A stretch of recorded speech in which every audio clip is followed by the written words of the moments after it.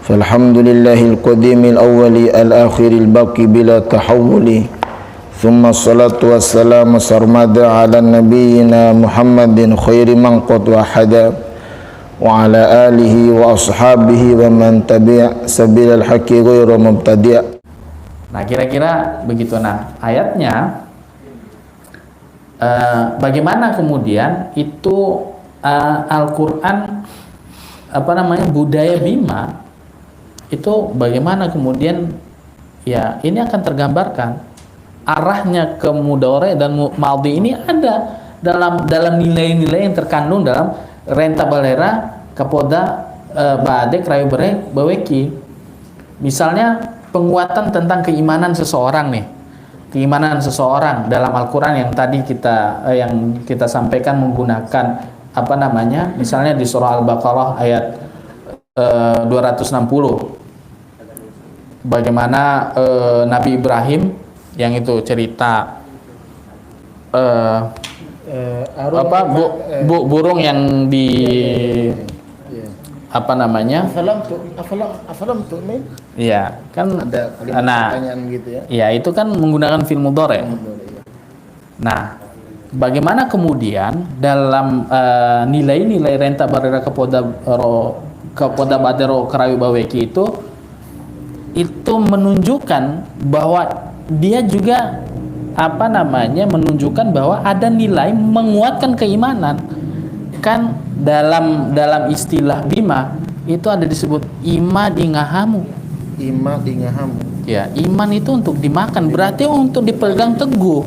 Nah itu kan adalah sebuah manifestasi daripada penguatan terhadap keimanan dengan istilah itu. Nah, berarti secara tidak langsung Al-Qur'an yang menggunakan fi'il mudhari itu juga tergambarkan dalam nilai-nilai majalah bodaho dalam yang tadi renta barera kepada baade rokrawi baweki dalam nilai yang lain ima dingahamu. Nah, kemudian dalam dalam konteks fi'il madhi misalnya, dalam konteks fi'il madhi la popu Allah Ta'ala au dinggahi rorawimu. Ya kan? Itu kan jadi ketika kita ingin melakukan sesuatu ya kita harus menghadirkan Tuhan. Jadi itu kan ada aplikatif modelnya.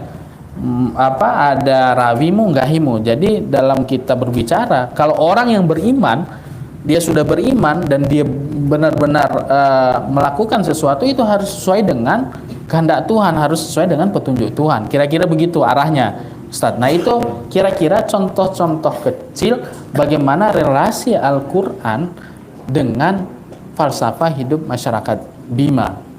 Jadi dalam konteks ini falsafah hidup masyarakat Bima itu bisa kita sebut dengan budaya Qur'ani karena dia berrelasi dengan Al-Qur'an. Nah, oleh sebagian masyarakat Bima, falsafah majalah bodaho itu juga disebut dengan gaikroa. Yang gaikroa ini bukan kemudian dia itu ada teks Al-Qur'an, bukan, tapi gaikroa ini adalah manifestasi dari nilai-nilai yang ada dalam Al-Qur'an. Ya kayak tadi ada kayu kaboju, ada dalam konteks iman, dalam konteks alam dan lain-lain. Kira-kira begitu, Ustaz. Siap, yang bisa kita diskusikan secara umum tentang Al-Qur'an dan falsafah hidup masyarakat Bima.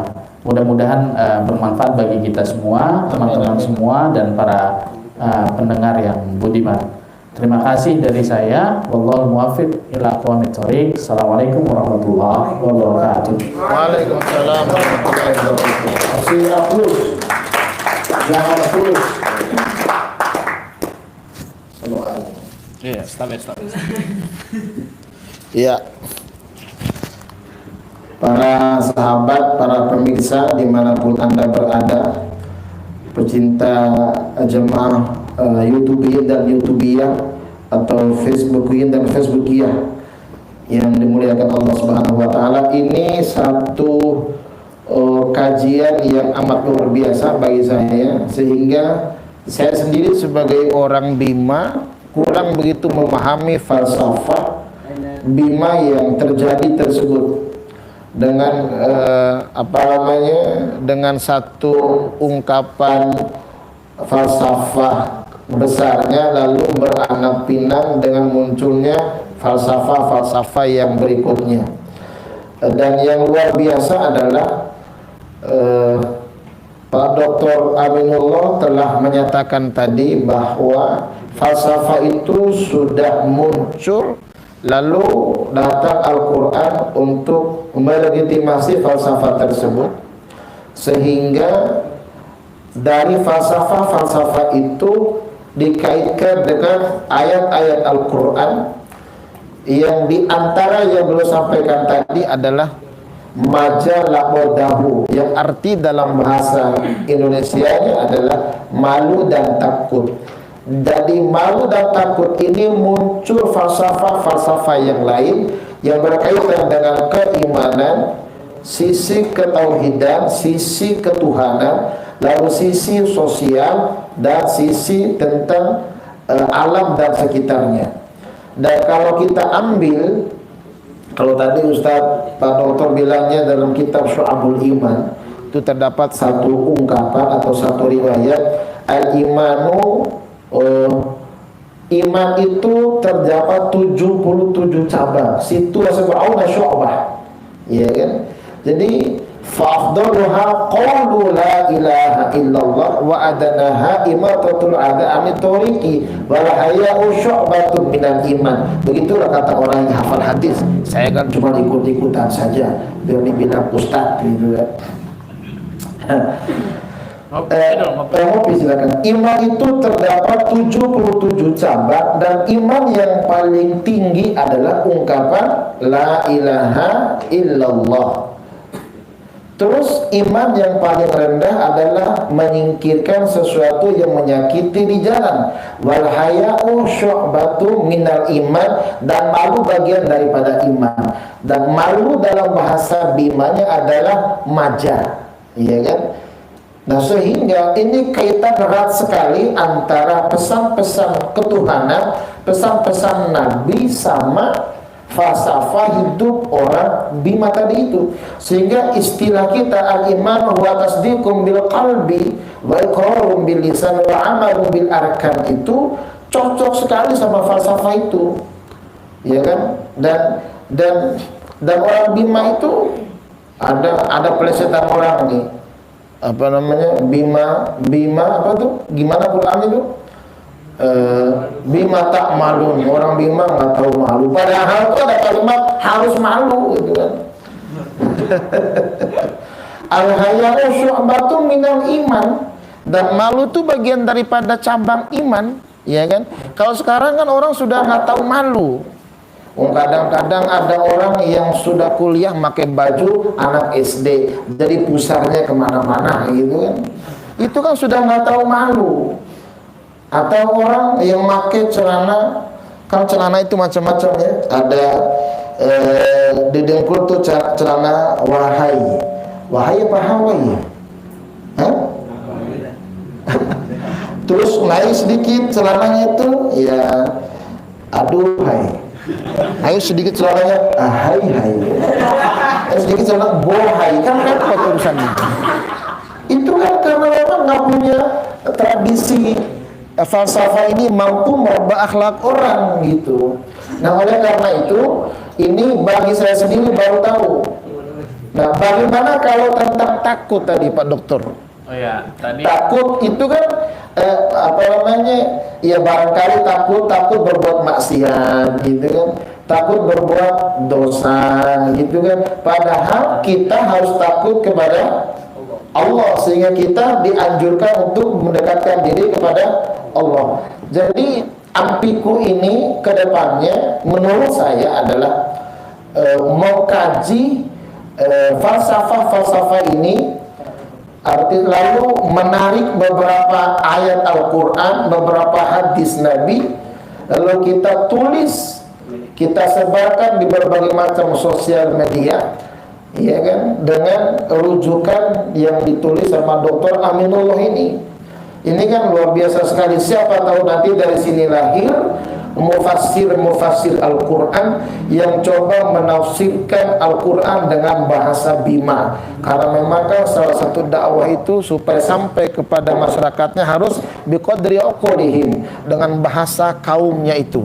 Nah terus tadi Pak Dokter, kalau Al-Quran itu tadi datang melegitimasi falsafah-falsafah tersebut, dan itu is okay. Tapi sekarang adakah, nih pertanyaan, adakah satu falsafah Bima yang Quran itu datang bukan untuk melegitimasi, tapi dalam rangka untuk meluruskan satu falsafah itu, sehingga muncul falsafah yang direvisi atau yang dikritisi, atau gimana gitu kan? Itu pertanyaan saya sambil Nggak ada. Oh nggak ada ya? Sudah dijawab berarti. Nggak ada berarti sama semua ruhnya falsafah Bima dengan pesan-pesan Nggak ada, karena Al-Quran. saya belum teliti. Oh, Nggak tahu iya. kalau yang ada. Insya Allah semoga nggak ada ya. Dan para kawan-kawan sahabat-sahabat semua, ada satu di masyarakat Arab itu, kalau istrinya sedang datang bulan atau sedang haid atau sedang men atau sedang libur. Oh, tapi saya potong Ustaz, tapi ada bukan falsafah ya, tapi kondisi masyarakat yang kemudian di itu ya tadi ngahaina ngoho. Itu Oh, kan bagian dari mengkritisi ngaha aina ngomong kritisi perilaku masyarakat Bima. Iya. Yang ngaha itu makan tapi jangan seperti orang ngomong makannya. yang rakus lah kira-kira. Ah, iya, Atau iya, yang iya. tidak peduli dengan alam, Dengan yang alam. mau tanpa. Nah itu kira-kira bagian dari itu kan semangat juga dari majalah Bodau sebagai falsafah ini. Iya, iya, iya. Tapi saya sedikit ini Pak Dokter. Banyak juga nggak apa-apa. Ya, buat menghidupkan suasana ini biar tidak begitu isi matanya ini. Jadi dulu masyarakat Arab itu Pak Dokter, kalau istri sedang haid, datang bulan dan men, maka istri itu dipisahkan dari rumah tangga tersebut. Selama 1 minggu dia haidnya itu disuruh tinggal di kebun. Dibikinkan gubuk bagi mereka, ini istri gue sedang kotor, nggak bisa digarap, maka dipisahkan, dijauhkan, ya kan? Terus kalau mau ngasih makan tuh diantarkan sampai gubuk tersebut. Nah ini satu perilaku masyarakat Arab yang Quran datang untuk meluruskan satu masalah tersebut. Langsung turun ayat wa yas'alunaka 'anil mahiyid qul huwa adzan fa'tazilun nisaa fil mahiyid wa la taqrabuhunna hatta yatahurna fa idza tatahharna fa'tuhunna min haitsu amarakumullah. Menghafal Quran semua ini mah. Ampiku dilawan. Ya enggak? Iya dong. Apalagi senior malah nggak hafal.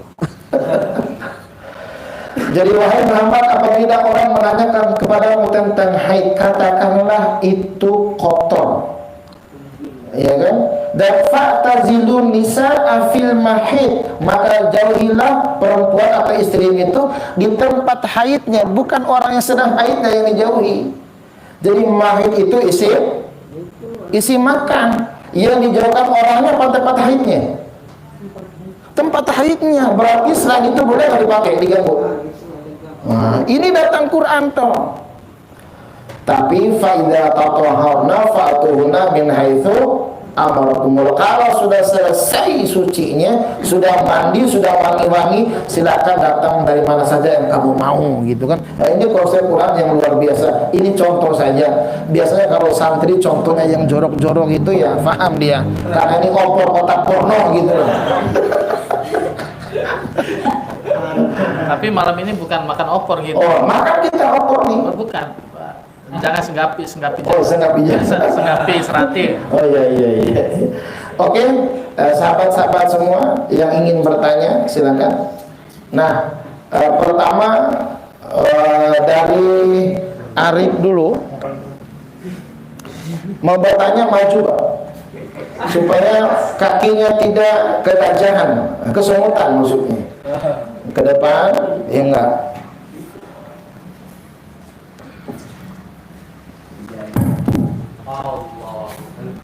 No.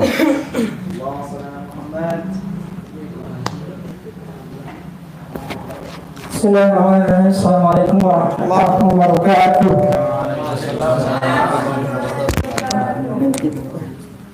Ini agak sedikit deg-degan jadinya saya gara-gara disuruh maju. Kirain boleh di sana. Bismillah ya.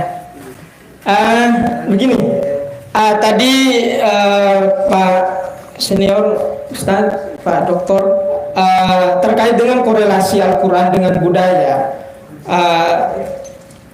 maka kita akan menemukan fungsi Al-Quran terhadap budaya tersebut. Di antaranya tadi ada fungsi legitimasi, kemudian ada fungsi meluruskan, kemudian ada fungsi menolak. Tiga fungsi ini berpotensi untuk terjadinya penyalahgunaan fungsi Al-Quran terhadap budaya. Sehingga ketika diteliti secara empiris, maka kita tidak jarang menemukan ada orang yang kemudian membenturkan antara Al-Quran dengan budaya. Banyak kebiasaan-kebiasaan budaya kemudian dihajar mentah-mentah dengan dalil Al-Quran. Misalnya satu, ada di Bima itu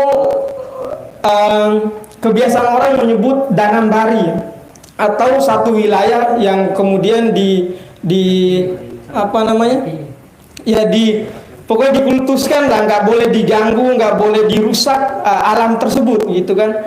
Kemudian datanglah orang dengan dalil Al-Quran bahwasanya ini musyrik, mempercayai yang lain-lain dan lain sebagainya, yang kemudian mengakibatkan kerusakan terhadap alam tersebut karena dianggap musyrik, sehingga orang-orang berbondong-bondong untuk ayo nggak apa-apa kita garap tanah itu, kita manfaatkan alam itu, sehingga mengakibatkan kerusakan, ada longsor, kemudian bahkan terjadi banjir dan lain-lain sebagainya. Nah, yang ingin saya tanyakan di sini adalah bagaimana agar kita itu bisa memposisikan hal tersebut itu, fungsi-fungsi Al-Quran terhadap budaya ini dengan patut. Nah, kemudian ketika terjadi penyalahgunaan fungsi Al-Quran terhadap budaya ini, bagaimana langkah-langkah yang dapat kita lakukan untuk menanggapi hal-hal tersebut? Mungkin itu yang dapat saya tanyakan untuk permulaan. Mungkin sekian. Allahumma fiqhil aqwamit thoriq. Assalamualaikum warahmatullahi wabarakatuh. Siapa lagi tadi? Maju Ustadz Salam. Ini salah satu anggota Ampikus Hibul Bait di sini yang aroma bajunya sudah bau bebek bakar. Pada Ustadz Salam, persilakan.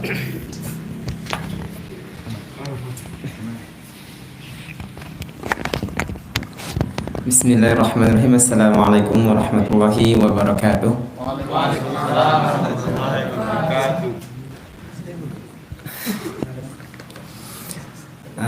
Mohon maaf kepada Ustadz Aminullah. Di sini saya sedikit aja bertanya. Tadi sangat menarik ketika beliau bilang di Jawa ini banyak sekali yang sudah menulis Al-Quran dengan bahasa mereka sendiri. Dan begitu pun di Sunda. Nah, tapi ketika kita tarik ke Bima, yang banyak hanya meneliti falsafah kehidupan.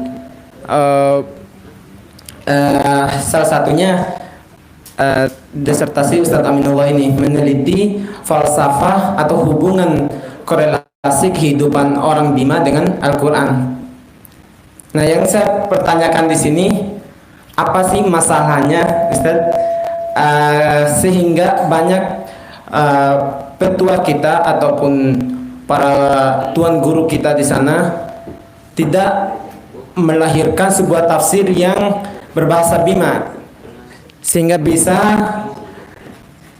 dakwah Quran ini bisa masuk kemanapun. Karena lihat di kampung, apalagi kampung saya yang sangat pelosok itu, banyak sekali orang Bima atau orang tua itu yang tidak paham bahasa Indonesia, apalagi bahasa Al-Quran.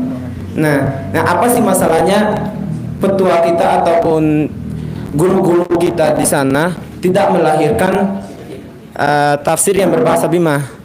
Nah, kalau kita sudah tahu masalahnya, mungkin bisa jadi kita semua di sini para penghafal Quran, insya Allah nantinya ketika sudah melewati jenjang pendidikan bisa melahirkan itu, dan kita bisa meneruskan dakwah Al-Quran ini semaksimal mungkin di khususnya daerah Bima. Mungkin itu aja Pak Dr. Aminullah. Terima kasih atas jawabannya. Wassalamualaikum warahmatullahi wabarakatuh. Waalaikumsalam warahmatullahi wabarakatuh. Langsung sebutkan nama, dari mana, masih jomblo apa sudah punya istri? Bismillahirrahmanirrahim. Assalamualaikum warahmatullahi wabarakatuh. Izin Ustaz, saya ingin menanyakan nama dulu ya Ustaz. Nama Ahmad Husni Mubarak dari Bima juga Ustaz, dari pedalaman Kecamatan Monta. Lebih dalam gua. Mungkin ke Rumbuja. Ini Ustaz, yang saya ketahui literasi mungkin Ustaz ya, bahwa bukan hanya soal budaya yang disumbangsi dari kerajaan ataupun diubah dari dalam Kesultanan Bima, bahwa yang saya juga baca salah satu referensi lambang dari Garuda ini diambil lambang dari Kesultanan Bima, yang dimana pada saat itu Kesultanan Bima lah yang memiliki lambang Garuda yang berkepala dua, yang dimana artinya itu melambangkan kesetaraan agama dan budaya ataupun kepercayaan. Nah, secara historis lagi bahwa kerajaan Bima ini muncul pada abad ke-13 yang dimana juga pada saat itu bahwa kepercayaan masyarakat Bima pada saat itu Hindu. Nah, berubah lagi ke kesultanan yang Sultan pertama Abdul Khair ataupun nama Bimanya Lakai, bukan begitu ya, kalau salah diluruskan betul. Nah, yang pertanyaan saya, pendekatan seperti apa yang dilakukan oleh para petuah-petuah dulu, yang dimana dari kebiasaan kebudayaan Hindu bisa diterima oleh masyarakat Bima, salah satunya cadar mungkin bisa diterima oleh masyarakat Bima. Pendekatannya seperti apa? Kan dulu juga kerajaan Bima dulu masih menggunakan parewa apa sih namanya? Pokoknya itulah. Wah, itu saat pertanyaan saya, pendekatan seperti apa yang dilakukan oleh petuah yang dimana bahwa kebiasaan masyarakat Bima itu lebih dimasuki oleh kebiasaan dari Hindu Ustaz. Terima kasih. Allah muwaffiq li aqwamit thoriq. Wassalamualaikum warahmatullahi wabarakatuh. Waalaikumsalam warahmatullahi wabarakatuh. Orang NU semua ini. Masih ada? Kalau nggak ada, saya tutup pertanyaan. Kita suruh sudah cukup 3 aja, karena Allah itu ganjil, kita ganjilkan saja dengan 3 itu. Nanti untuk kelanjutannya kita buka lagi diskusi yang lain, karena beliau ini nulis disertasi selama 3 tahun Pak. Nah, kalau kita bahas cuman 3 jam, ini betul-betul doktornya sudah kelihatan. Karena mampu menyederhanakan yang 3 tahun itu. Ini kan luar biasa, keren banget. Kalau bahasa saya itu kere, N-nya di ujung. Hah? Kere, U-nya di ujung. Nah, kita langsung saja memberikan waktunya kepada Pak Doktor kita. Silakan. Terima kasih. Saya jawab dari yang pertanyaan terakhir. Ini sejarah perkembangan kepercayaan masyarakat Bima. Ini panjang, di disertasi saya ada. Saya tulis bagian dari hal tersebut. Judulnya Kepercayaan Masyarakat Bima Pra-Islam. Baru kemudian Islam. Di pra-Islam itu ya tadi ada parafu kan. Itu yang kemudian dikenal dengan Makamba Makimbi, terkait dengan berbagai macam orang memanai Makamba Makimbi itu seperti apa, itu banyak sekali ya, terlepas dari animisme dinamisme. Kalau kita mungkin sederhananya itu, tapi oleh itu ya banyak, bukan itu dan lain-lain lah perdebatan itu. Yang jelas ada kepercayaan oleh masyarakat Bima itu pra-Hindu dan Buddha. Nah, itu yang kemudian dikenal dengan kepercayaan kuno Makamba Makimbi, yang di sana ada parafu, ada marafunya, ada parafunya. Nah, itu yang kira-kira percaya kepada roh-roh nenek moyang dan lain-lain lah. Nah, itu misalnya ada jejaknya, Ustaz. Ada jejaknya. Misalnya di Parado ditemukan ada situs Waduwawi. Nah, situs Waduwawi itu oleh para peneliti itu disebut sebagai marafu. Marafu itu tempat bersemayamnya parafu. Parafu itu roh-roh. Jadi marafu itu medianya kira-kira. Jadi marafu itu ya tadi situs Waduwawi, di situ diyakini sebagai tempat bersemayamnya parafu. Makanya parafu marafu. Dia kalau parafu itu menurut Bang Fahru Rizki dalam bukunya tentang histografi Bima itu disebut bahwa parafu itu adalah roh-roh nenek moyang, marafu itu adalah medianya kayak tadi pohon-pohon. Nah, itu ada kepercayaan itu sebelum Hindu Buddha. Kemudian kalau kita baca sejarah Nusantara bagaimana penyebaran agama Hindu dan Buddha di Indonesia ini kan hampir merata di Nusantara. Dan kemudian barulah sampai pada masuknya Islam di Bima. Nah, dalam proses itu tentunya Hindu itu banyaklah perdebatan kemudian dari Cuhi, kemudian berubah menjadi sistem kerajaan. Itu kalau kita ngomong sistem pemerintahan, ada sistem pemerintahan Cuhi, pemerintahan kerajaan, kemudian kesultanan. Kalau kita ngomong sistem kepercayaannya, ada Makamba Makimbi, Hindu Buddha dan Islam. Nah, tiga kepercayaan tersebut itu mengikuti dari pada tiga proses kepemimpinan sistem kepemimpinan dalam masyarakat Bima.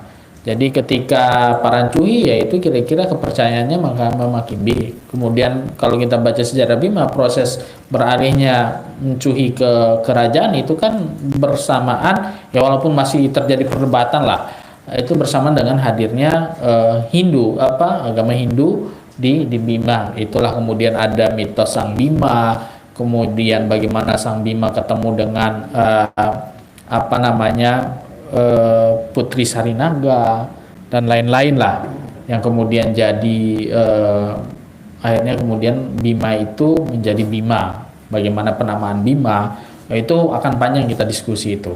Tapi kalau ditanyakan tadi bagaimana cara para mubalik itu kemudian meyakinkan masyarakat Bima bahwa agar kemudian menerima Islam, itu kan butuh proses panjang. Bagaimana kalau kita baca ada beberapa fase sebenarnya. Kalau saya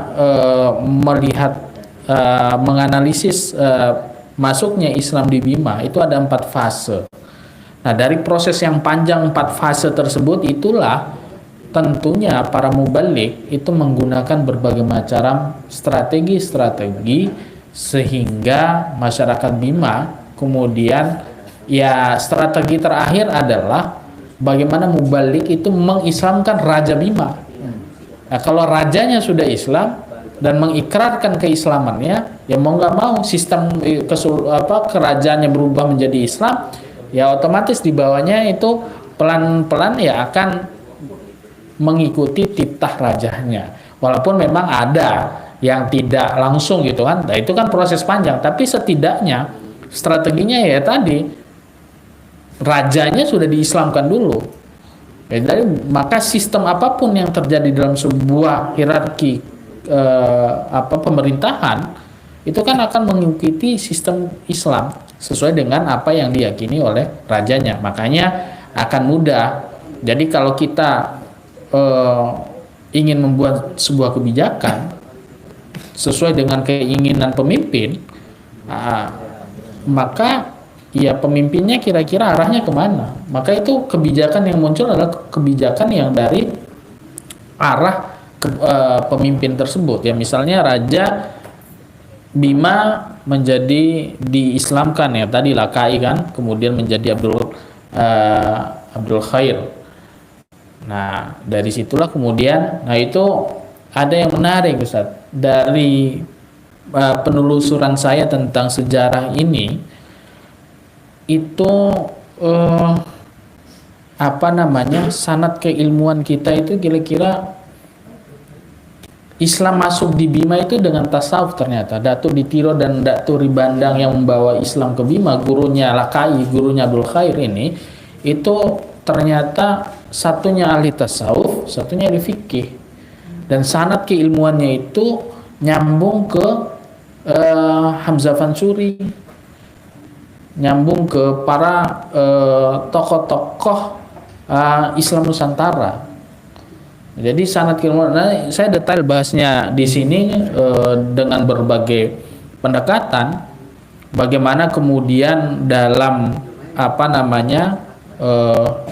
penyebaran Islam di Bima itu melalui pendekatan tasawuf misalnya, itu kan teman-teman kalau baca bukunya almarhum Allahyarham Inaka Umari dengan Pak Sukri Abu Bakar itu menerjemahkan, meneliti tentang ada satu naskah berbahasa Bima dan aksara Bima itu tentang Parkara Sambea. Judulnya itu Parkara Sambea.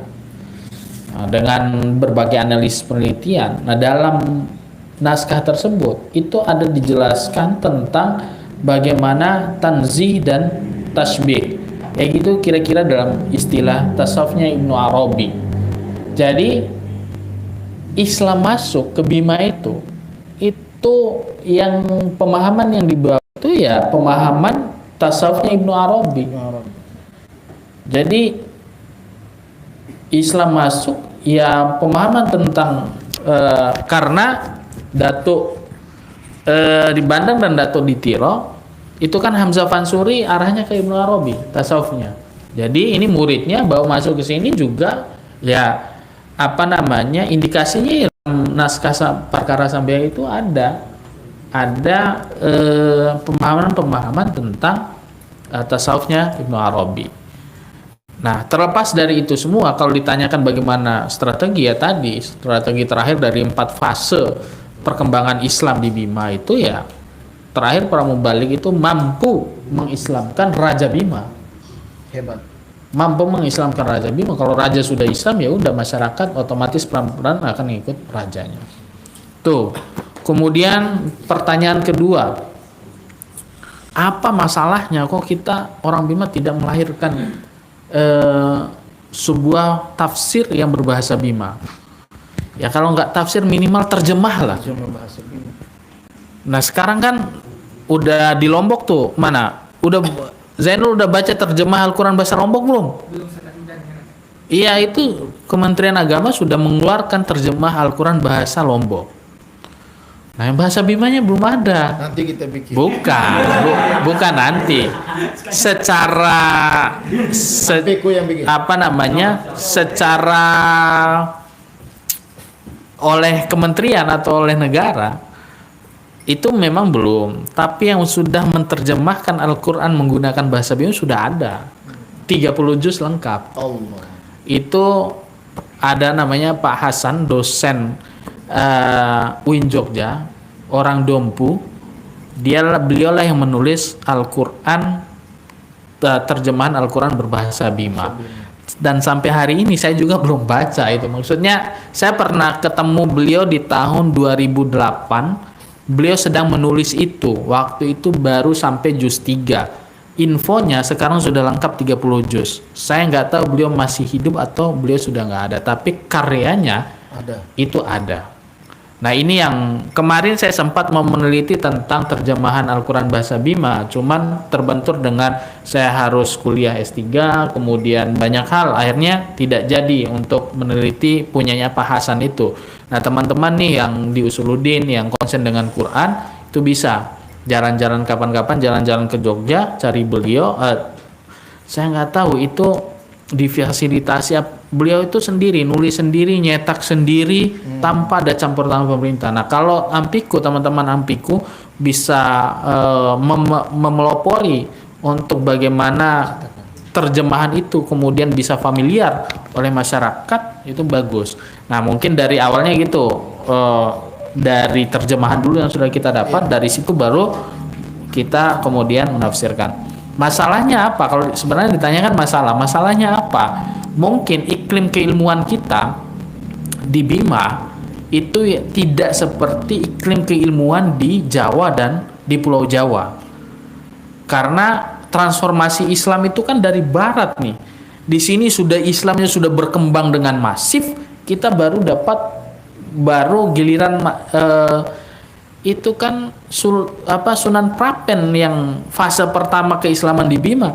Nah, Sunan Prapen ini kan ada kaitan dengan Sunan Giri. Kalau nggak salah ya, Sunan Prapen itu saya agak-agak lupa. Ya maksudnya dalam proses perkembangan Islam di Jawa. Di Jawa ini sudah nuansa keislamannya itu sudah tinggi gitu kan, sudah berkembang lumayan pesat. Jadi nuansa keilmuannya sudah muncul para ulama dan lain-lain. Nah, Bima itu kan belakangan dia kemudian menerima Islam, mengakui Islam sebagai sebuah agama yang diyakini oleh sultan dan masyarakatnya. Nah, proses itulah yang kemudian iklim keilmuan yang kita dapat di Bima itu mungkin bukan telat sih, bahasa sederhananya ya pada gilirannya itu belum nampak, belum muncul. Nah, sehingga betul di masa Sultan Muhammad Salahuddin banyak para ulama-ulama yang dikirim ke Arab Saudi, dikirim ke tempat-tempat pendidikan keislaman di Nusantara maupun di luar negeri. Tapi ya tadi kalau menurut saya itu nuansa keilmuan yang belum terlalu, ya kita ada pesantren ya yang disebut pesantren seperti pesantren di Jawa itu kan di Darul Hikmah misalnya oleh Tuan Guru Haji Abdurrahman Idris. Nah, beliau yang menjadi imam kesultanan, kemudian mendirikan pondok pesantren. Nah, sedangkan di Jawa itu sudah banyak pondok pesantren tua menghasilkan ulama-ulama yang musonif, penulis kitab, pengarang kitab. Nah, pada waktunya perkembangan zaman dan lain-lain itulah yang kemudian belum sempat para ulama-ulama itu mengarang kitab, menulis kitab. Dengan realitas zaman mereka harus menghadapi orde baru dan lain-lain. Nah, itu kan tantangan tersendiri.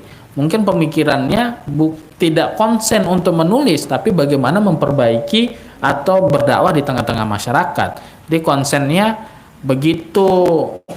Sedangkan ulama-ulama di Jawa nuansanya juga sudah berbeda gitu kan.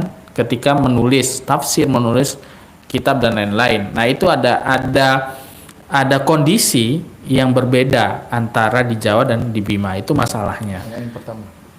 Yang pertama bagaimana kemudian orang membenturkan antara fungsi Al-Quran tadi, melegitimasi, meluruskan dan ini. Nah, sebenarnya ya kalau masyarakat, ini tugas teman-teman akhirnya kan, masyarakat hanya memahami Al-Quran, hanya baca tok dan arti terjemahannya saja tanpa memahami ulumul Quran, maka ya pemahamannya akan begitu, Rif. Dia tidak memperhatikan bagaimana munasabatul ayat, bagaimana ada ayat Makki dan Madani, am dan khos. Itu kan tidak terbesit atau mereka tidak memiliki pengetahuan itu, sehingga sedikit-sedikit apa yang mereka baca dan apa yang mereka lihat tidak sesuai, udah itu salah.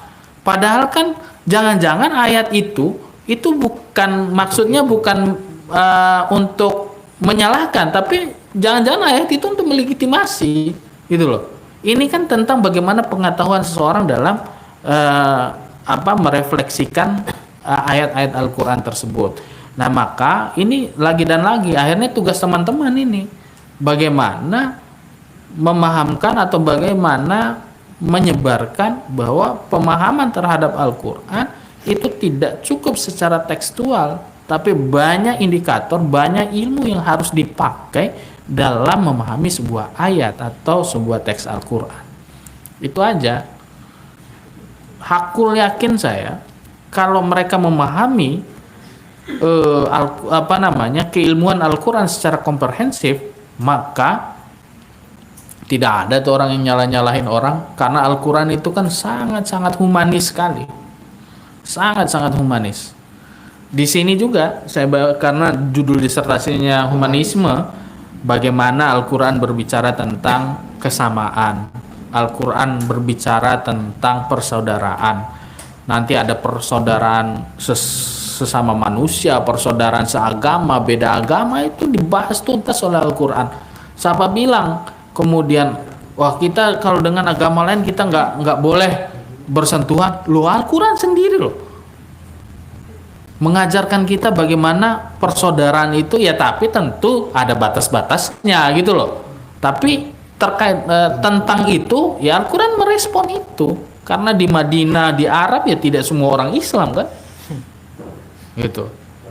Nah itu hal-hal itu yang kemudian ya tadi, memahami Al-Quran tidak secara komprehensif, maka akan melahirkan pemahaman yang sepotong-sepotong. Kalau kata Ustadz Hakim, yang sepotong-sepotong itu nggak enak, yang setengah-setengah itu nggak enak.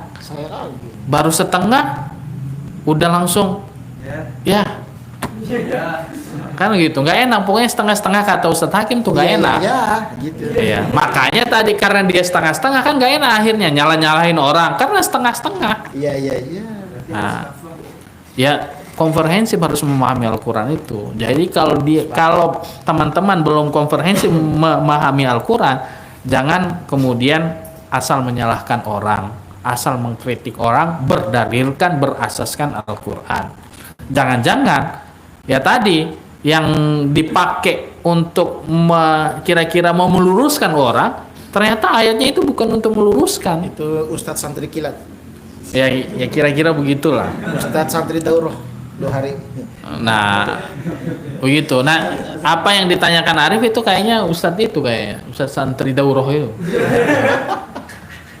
Nah, kira-kira begitu, Rif. Teman-teman semua.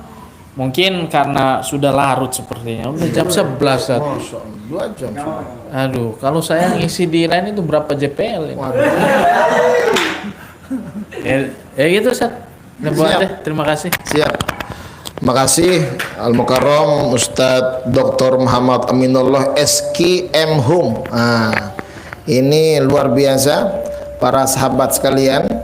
Saya bukan simpulkan sendiri-sendiri saja, karena ini bukan orang yang nggak bisa. Saya mau ngomong kasar takut salah. Ini bukan orang yang nggak bisa, tapi orang bisa semua. Tapi minimal biar keren sedikit lah nih. Ada moderator yang masa yang nggak disimpulkan gitu kan. Nanti saya dianggap saya bodoh juga saya.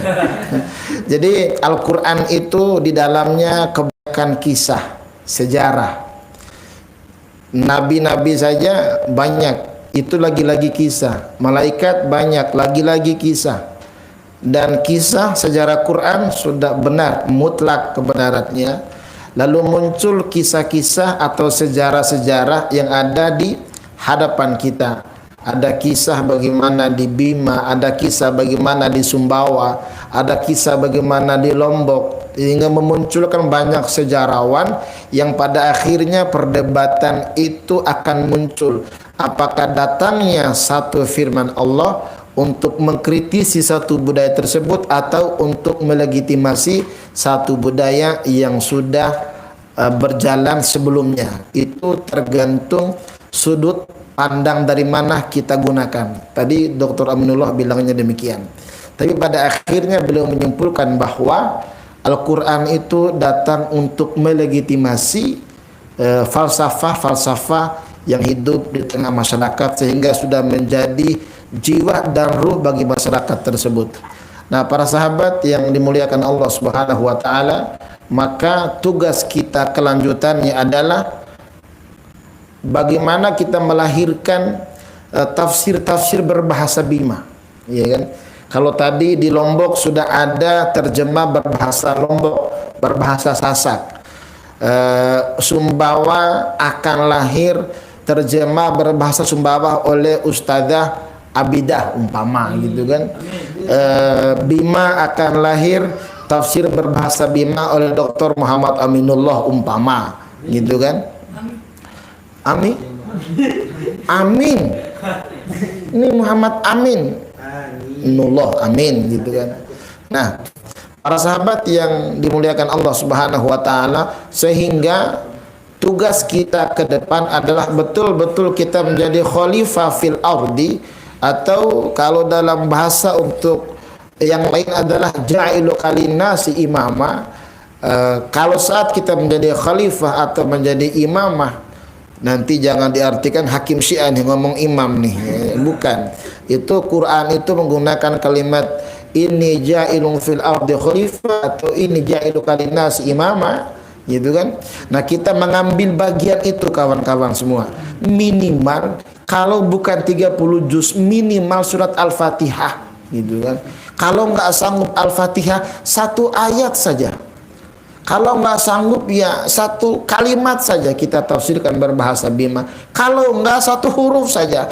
Kalau nggak ya modar sampean hidup apa gunanya gitu.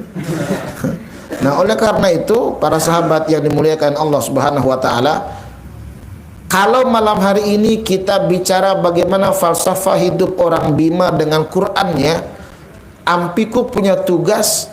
Kapan kita bikin diskusi lagi falsafah hidup orang Lombok kaitan sama Qur'annya? Ini tugasnya Zainul nih, harus dibikin.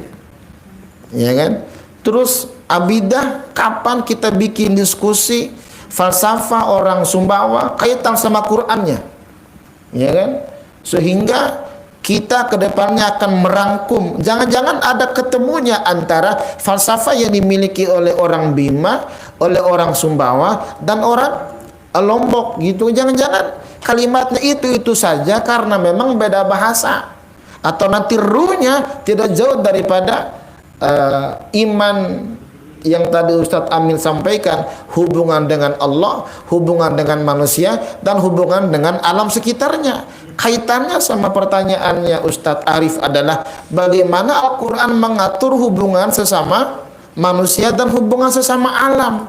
Ini ada orang bilang istina danambari. Kalau kita ganggu akan jadi longsor. Itu bagian daripada hubungan kita sama danambari tersebut.